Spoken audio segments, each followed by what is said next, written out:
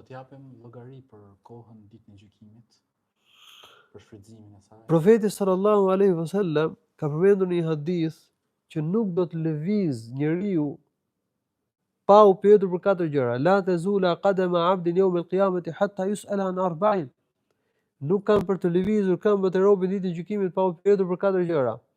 An umrihi fima afna, wa an ilmihi madha amila bih, wa an malihi min ayna iktasaba wa fima anfaqa, wa an jismihi fima ablah.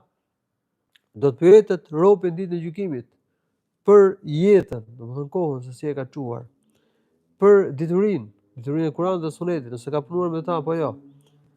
E treta, për pasurinë, se si e ka fituar dhe se si e ka shpenzuar, dhe e katërta për trupin, se si e ka tretur, si ka harxhuar energji trupore.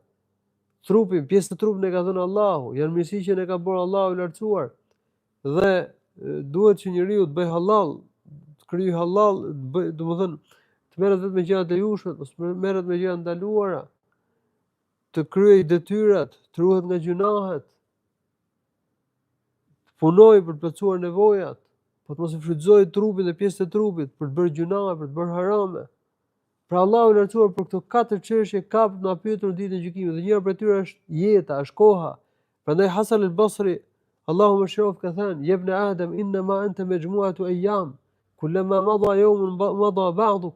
O biri Ademit, ti përbëhesh nga një grumbull ditësh. Kur kalon një ditë, ka kaluar një pjesë e jetës tënde. Dikush nga të parët e këtij umeti ka thënë: "Nuk jam bërë pishmën për diçka, më shumë se sa për një ditë, në cilën,